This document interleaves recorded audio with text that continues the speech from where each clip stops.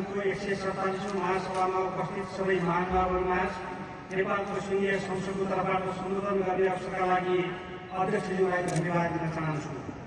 मानव जातिलाई दुःख कष्टबाट सुरक्षित गरी विश्वमा शान्ति स्थापनाको पवित्र लक्ष्य लिएर स्थापित भएको संयुक्त राष्ट्र सङ्घ आजका दिवसमा आइपुग्दा विश्वमा शान्ति सुरक्षा तथा विकासका लागि अपरिहार्य संस्थाको रूपमा परिचित छ।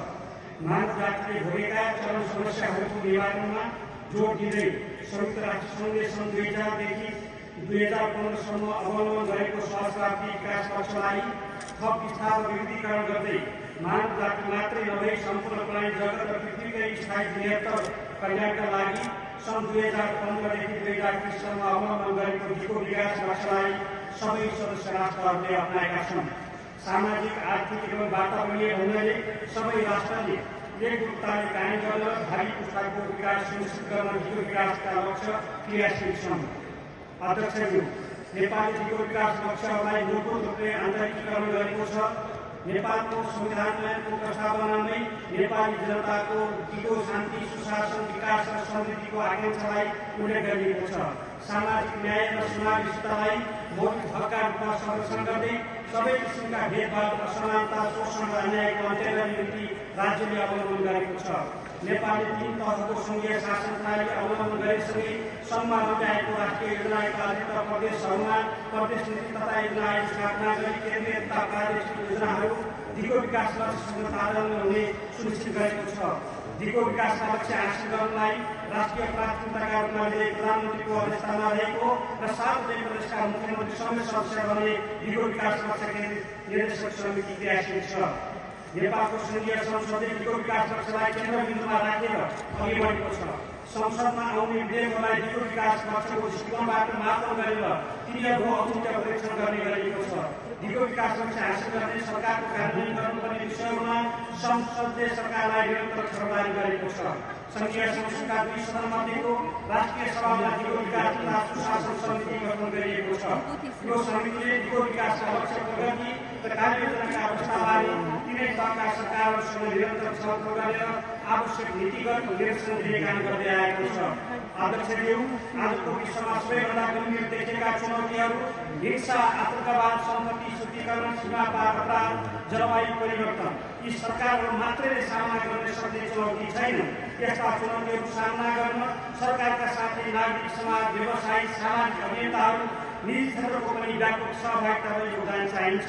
राज्यका निकायहरू प्रभावकारी, जवाबदेही, विश्वसनीय प्रतिनिधिमूलक भए मात्रै नागरिकहरू पनि राज्यप्रतिको आफ्नो कर्तव्य निर्वाह गर्न प्रेरित हुन्छन्। सरकारी संयन्त्र अपारदर्शी, स्वेच्छाचारी र असमावेशी रहँदासम्म गैर सरकारी संस्थाहरू र आम नागरिक यी चुनौतीहरूको सामना गर्न आफ्नो भूमिकाबाट विमुख भइरहन्छन्।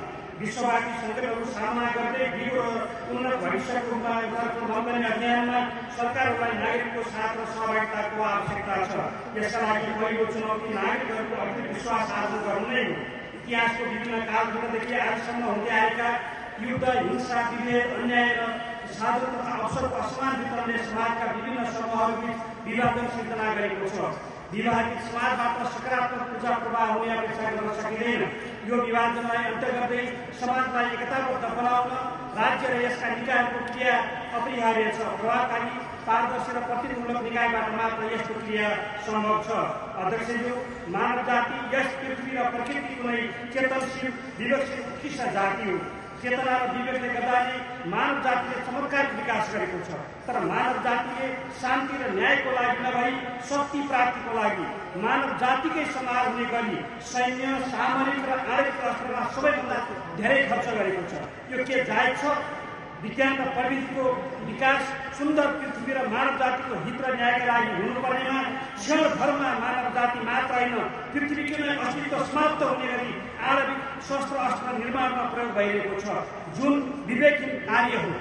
यो जायज छैन। शक्ति सम्पन्न राष्ट्रले गरिब र कमजोर राष्ट्रहरूमाथि विभिन्न बहानामा गर्ने आक्रमण, थिचोमिचो र दमन शान्ति र न्यायको लागि खतरा बनेको छ।